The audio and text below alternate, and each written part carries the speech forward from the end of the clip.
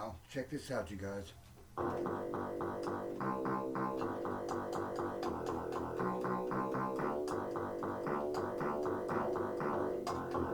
Right now, man, I got a special guest right here today on my podcast. He's a good friend of mine. We've been together a long time. I just can't stand him. I'm trying to wake him up right now, and I'm going to let him talk for a minute and see what's going on, man. Dr. Hope, thank you for inviting me into God's house today. I really appreciate it. Thank you, thank you, thank you. It's a great honor. I'm here with my granddaughter, Finnegan, and my wife, Jill, or actually I introduce myself as Jill's husband. All right, go ahead, man. We'll tell what you think. And Dave and I have been friends for a long time. Oh, I yeah, we have, want to dude. thank, We go, I mean, I've want to known him a thank, long time. Marvin Mendaris. And thank you very much for being. And by the Appreciate it, way, man, you showing up today. he's about to have a baby. He said He's pregnant. not having the baby, but someone else having that baby, his wife. Yeah, he's I pregnant. love it how we men always say, I'm about to have a baby, right?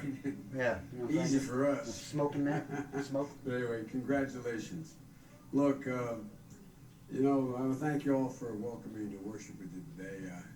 I grew up Have you as a smoked young already? man, Smoked? spent a lot of time in the African Church in my state. Okay. We have the 8th largest black population in America in Delaware, Shit. and as a percent of population. What? And that's as a kid I got started in the civil rights movement and spent a lot of time organizing in the black church and then going out and trying to do our thing. Jim, Joe? And what I've always found, Reverend, is that, Pastor, is that the Come thing on, about the bastard. black church is all about hope. It's all about hope. Joe, you just do me one favor on my podcast. You can't be like that. You can't call that guy a bastard. I appreciate if you keep it, you know what I mean? Keep it right. Damn. Hope. That's how I view it anyway. Because there's so many people have been put down for so long in so many ways. But to come to church and reminded, you know, there's that famous theologian who said, faith sees best in the dark. Now, Joe, I got these glasses, right? Now, I do see a little bit better in the dark, but now, Joe, I can't. Are you about to write us a check? And it's been awful dark sometimes for a lot of folks. It's been awful dark. And it's getting darker today because, you know, I wake up sometimes and I wonder whether we're living through in 1920 or 2020.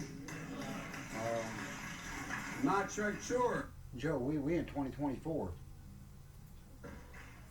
You know, we hear the voices of intolerance like we haven't heard them in a long, long time. They've never gone away. They've never gone away. But for a while there, they went away, at least nationally. They went away in the White House. They went away. You remember, Joe, when we were tripping on acid that time? And you started seeing all them spots and stuff and moving your hands in the air and stuff and swinging? In the leadership of this country. But we hear them today. We hear the chorus of hate and exclusion. The idea that, in fact, somehow, some people aren't deserving of respect. Some people aren't deserving of opportunity. All right, How all right. that exclusion and denial that keeps going on. And you know, I know you hear it too. I know you hear it. But I also know that when you hear it, you have to respond. We have to respond to what we hear. You can't sit around and wish and pray just things are going to get better. Joe. We have a lot of work to do. But that's what we've always done in this nation. We've always fought back. You know, So, you got a lot of work to do, Joe. Are you running late right now? Do you need a ride? I can get you a ride. Now, hold on, man. Now, hold on, man, Joe. Doggone it, Joe. Now, what I got here, Joe. Joe, I got you this right here yesterday. And I thought it might help out and stuff. And,